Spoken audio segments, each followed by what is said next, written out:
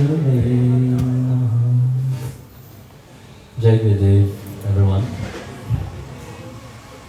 I will speak in English because it's much easier for me. Firstly, I wish you all a blessed Ramanavami, the birthday of Lord Rama, which we all joyfully celebrate. Throughout the country, especially nowadays, Rama have taken a big emperor in Mauritius and in India also, due to the building of the new temple at the Janmabhoomi, the birthplace of Lord Rama. Wherever you can hear Jai Shri Ram. It's beautiful, actually, to hear that. Today I had a chance to speak with few people, few groups of Ram Mandali actually. And I asked them a few questions about Rama. We know about Rama, we know the story of Ram. I guess you know about it. Yes or no? How many of you doesn't know the story of Rama? You all know the story of Rama. If I ask you some question, you will be able to answer. Nobody's answering. You see, we celebrate the birth of Rama, but Sri Ram, it's more than we can understand. Ram, earlier, Prabhuji was saying Purushottam. No? Sri Ram is Purushottam, the most noble of all. Why? In the Ramcharitamanas it says, but when you give your word, when you say something, you have to do it. Ram was such personality, whatever he said, he will do. But Ram, when you look at his life story, can we say it is wonderful story of Ram? No. How many will say that Ram's story was joyful, was happy? He was not. That's why we put Madhya in front of Purushottam. Madhya means limited. Bhagwan would choose to descend in a limited form to teach humanity. Like we all are human. But within that frame of humanity, there is divinity hidden. How many come to the point of realizing Ram? We sing bhajan of Ram. No? We are praising Ram. But how many realize Ram? How many come to the point of understanding the deeper meaning of Ram Nam? The name Ram itself. In the Ramcharitamanas, Goswami Tulsidas said, put the name of Ram at the tip of your tongue. Why do you think he said that? He said it so that you may shine from inside and outside. Why do you see that all the great sages, saints, they said, find everything in the name of Ram? Because it's just a name, but we like very much because it is God's name. That's why if you call your son's name Ram, do you think it will become the same? It holds a certain power, it holds a certain strength. It is said that while dying, you take the name of Ram, you'll be free. Do you believe that? How many of you believe it? And how many of you don't believe that? Sincerely. I guess all of you believe that. I don't believe that. I will tell you why. You see, to be able to take the name of Ram, do you think it's so cheap? To take the name of Bhagwan, it is not a cheap thing. It is a constant practice. If you have not practiced taking the name of Ram, do you think at the end of your life, you will be able to take the name of Ram? It is like saying, oh, I want a fruit, but I don't want to do anything to get the fruit of it. Do you think the fruit will just manifest and fall upon you? It will not. To be able to bear the fruits, you have to plant the seeds. You have to water the seeds. You have to put manure to the seeds. You have to be patient and wait that the seeds grow into a tree. When it grows into a tree, it flowers, blossoms. You have to wait that the bees come and pollinate it so that you can get the fruits. It's a process to be able to reach the fruits of life. So to sing the glory of Sri Ram, it is not that easy. As much as we think that it is easy, we will put our children names Ram. It is very common, no? We will call our children your wonderful name. Narayana, Hari, Bhagwan Das. No? So you will think that at least when I'm dying, I will call my sons. Who else you will call? You will not call your neighbors, no? You will call your own children. So with that, you are thinking that you will be calling God. Hey, Bhagwan Das, come. But you see, along the line, Bhagwan Das become Bhagu. No? We like to shorten everything.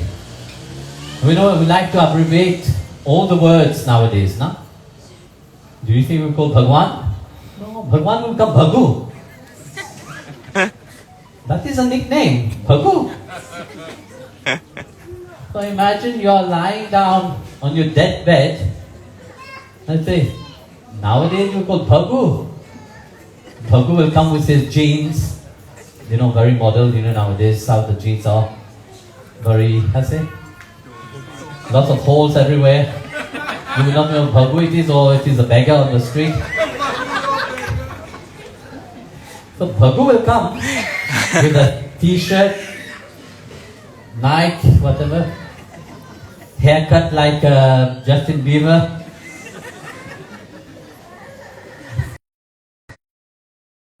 That joy will arise inside of you. Here you're expecting Bhagwan Krishna to come in his splendor, and Bhagu came in his Nike jeans. What will awake inside of you? Joy, happiness? I doubt it. What will awake inside of you is anger.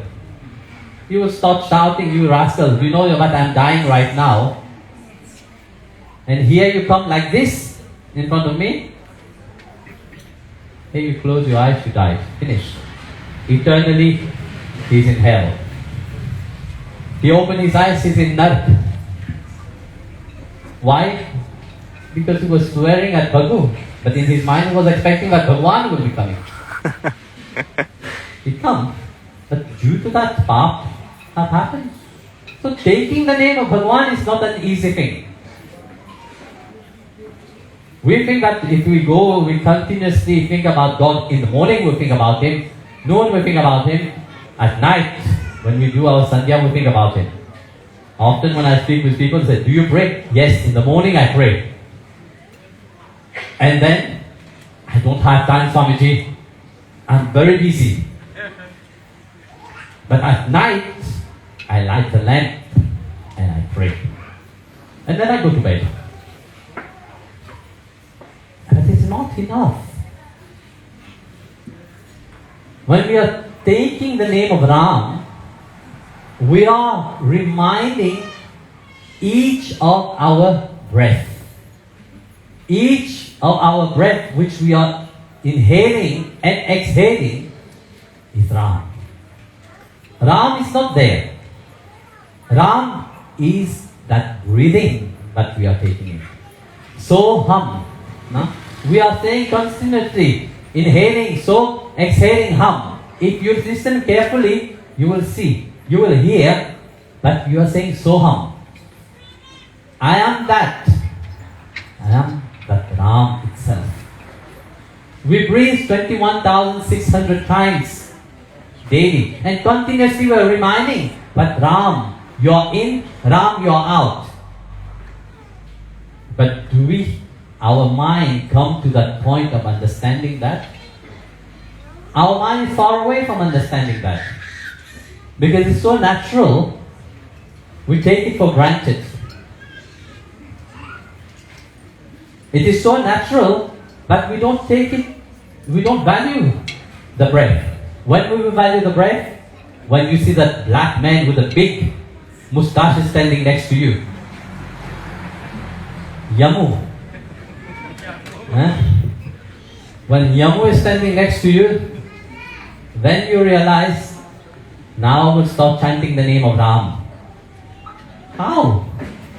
The whole image of Yamraj itself, you got so scared. Huh? You know Yamraj, how it looked? Then you will say, who I was thinking right now? One eye should be looking at Yamraj, the other eye you are thinking Ram. It is not possible.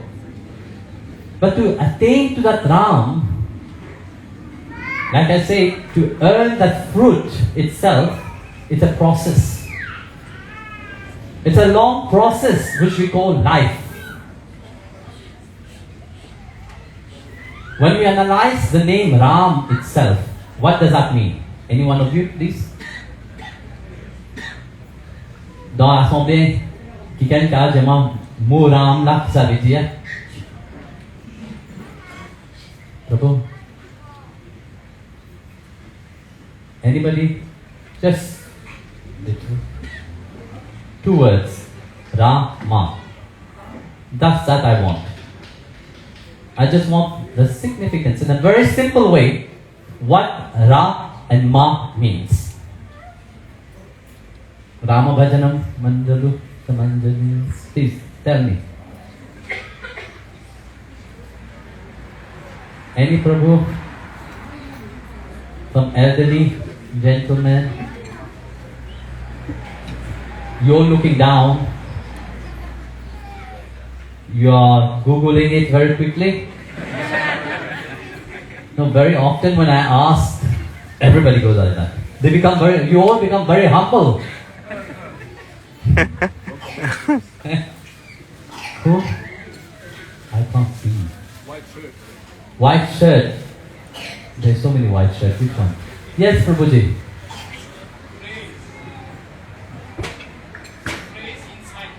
Praise inside you.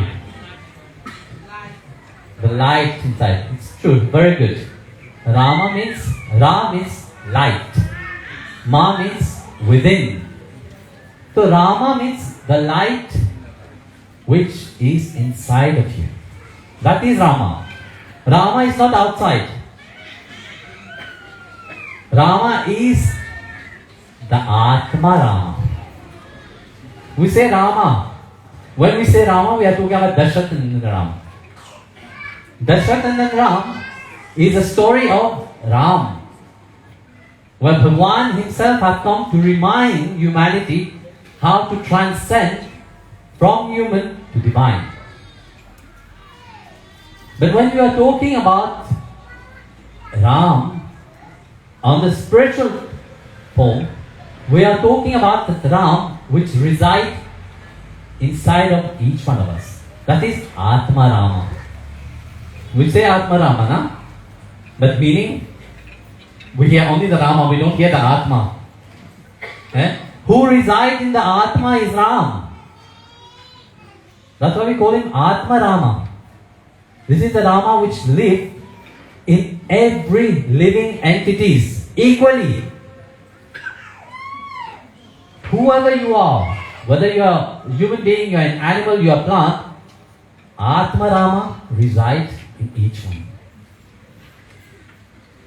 Then you have another Rama, Purushottama, the most noble of all. That is the Rama which is beyond, all creation itself. Then there is another Ram, which is even more beyond that, but we can't even concept. There is no concept to it, which prevails over the whole universe. That is also Ram. So Ram is the one which resides firstly, which is dearest to you, which is the most closest to you. That is Atma Rama. The Ram which resides inside of your heart. But how many come to point of building a relationship to that Atma Rama? When we talk about bhakti, the whole epitome of bhakti is relationship. The whole epitome of bhakti is that love relationship between Bhakta and Bhagwan.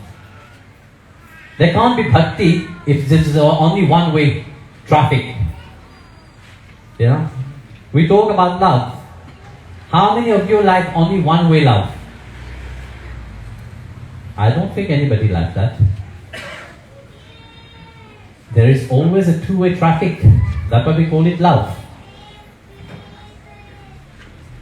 The same, when we love Bhagwan, there's a two-way traffic where our mind is absorbed into Him. But when our mind is busy completely with our ego self, with our egoistic nature, with our egoistic desire, do you think we can place our mind on Ram? No, he becomes far away. He becomes so far away, but even when we try to reach him, it becomes difficult. That's why I said it's quite difficult. If you have not practiced the remembrance of Ram, if you have not practiced the constant chanting of his name continuously, don't expect that at the end of your life it will become easy to chant his name. Your mind will be so much far away, but you will not. Somebody who loves money so much, do you think at the end of his life Ram will be present there, or his safe will be there? Huh? If you love so much your money, do you think Ram will be there? Oh, Ram will be. This one have love his money so much. He has become so greedy in his life, and now he wants Bhagwan to be there. Impossible. What will be in his mind will be his safe. It will be his money. Then he will die. Do you think he will go to Vaikuntha? He will not go to Vaikuntha. He will go where his mind is. That's why in the Bhagavad Gita, Krishna said, in the whole chapter explaining, when you pass away, when your mind, where it's absorbed, that will be your next life. The Rishis was very right to say, but when you die, if you chant the name of Ram, you will be free. Were they wrong? No, they were not wrong. They were right. Why they were right? Because that moment when you are passing away, you are dying, it's a very terrifying moment. Don't think that dying is a very joyful moment. No, it's a very terrifying moment. He said, no, you have to think of Bhagwan. But to think of Bhagwan, you have to practice thinking of him.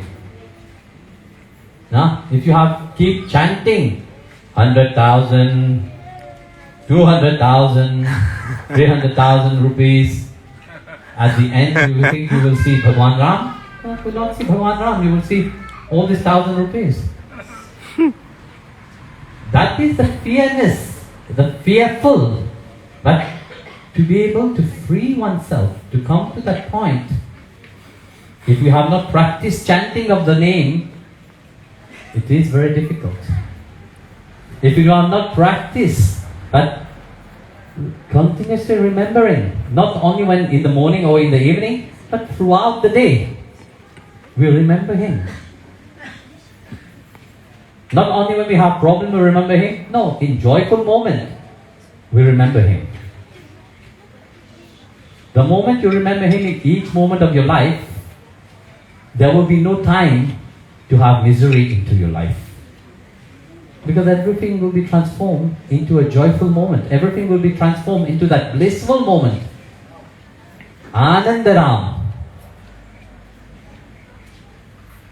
Atma Rama Anandaramana. Na? Atma Rama gives you that Ananda. And that will happen only when your mind is fully absorbed into Him. When continuously you are thinking about Him. Example, in the Gita it said, the last image while passing, that will be your next birth. Have you read Bhagavad Gita? And it said the next birth will be the last thought of your mind. Simple, at night when you go to sleep, make up something, take a bhajan and sing it, and sleep. Next morning you will still be singing the same bhajan. So you have slept with one bhajan, one thought you have slept. The next morning when you wake up with the same thoughts. So it is a continuous, no? So the same thing, that's why I say, but if you remember the name of Ram, you will be free. You remember the name of Sri Hari, you will be free. But that nobody can do for you. You see, you are dying. Most of the time, all your senses are gone. Don't think that you can hear at that moment. No, you're gone, you're not present. As much as somebody will be singing Ram, Ram, Ram, Ram, Ram next to you, not possible. If you have not let that heart vibrate each moment of your life, Ram, your mind has been kidnapped. Your mind have to be absorbed in the holy name. The mind have to be absorbed in Harinam. So that when you awake, there is Harinam inside of you. When you go to bed, there is Harinam inside of you. Whatever you do is only through the vibration of Sri Hari.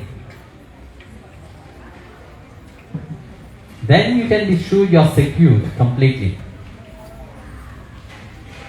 Then you have come to the point of completely realize that human birth itself, that precious life itself which Bhagwan have given you. That is to realize the light within you. But when we look at Ram's story, Sita being kidnapped by Ravana. Na? Sita represents that mind. Ravana is an ego.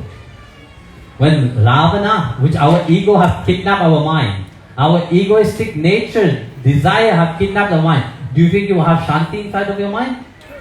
No, you will not have Shanti. You will not have peace in your mind. So then you will have to work strongly to bring the mind into a state of single-pointed minded devotion. Do you think it's an easy process? Not easy process at all. This is where Hanuman comes. Hanumanji represents the Prana Shakti. That breath itself. When you do your sadhana, our mind is controlled by our breath. Our breathing controls our mind. You have seen that somebody which is agitated in the mind, how is the breathing? Very fast. Huh? But those which is calm, the breathing is very calm, very regulated. So our mind control our breathing and our breathing control our mind. But what brings is Lakshmana. This is our awareness. You have to become to the point of being aware of the breathing each moment of your life. So when you become to the point of being aware of your breathing, that breath itself regulates your thought, which bring the unity between Sita and Rama. How? By vanquishing the ego itself. Ravana is dead. Ravan have been vanquished. Ravana very often is represented with 10-headed, no? Very terrifying. But this is our ego, you know. Our ego is decorated itself in so beautiful ways, but we get absorbed into that. So that's why when Ravana has been vanquished, Ravana has been killed, Sita can unify. The mind can unify again with the consciousness. The mind can unify again with the Atma. Then there is its unity again. This is where love starts to flow for you. Where you become truly that Atma Rama itself. You start to reflect. All the great saints, you see, they were only chanting the name of Ram. Ramadasu was chanting the name of Ram. I got the chance to be in the Bhadrachalam, such a wonderful place, where such great bhakta was completely absorbed in the chanting of Ram. They were not carrying the big deity. The deity was in the temple, but they carried the deity in the form of his name, Ram. Sri Raghavendra Swami was always chanting Ram. So let the mind be absorbed into that. Don't wait when it is too late to chant the name of Ram, but make it a practice that each moment of your life, daily, throughout the day, even if you are forgetting, just say Ram. Jai Gurudev.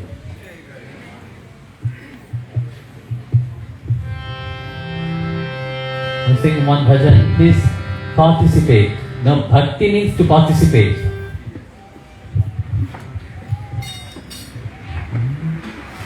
That is Jai Shri Ram, Jai Ram, Jai Jai Ram. Fasil, no? Katonoi. Wait. Shri Ram.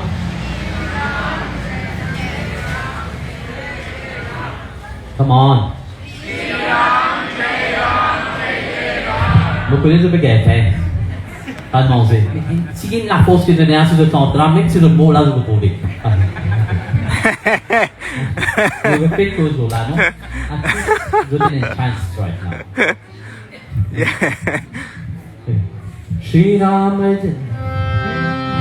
Shri Rama Jai Ram Jai Rama Shri Rama Jai Ram Jai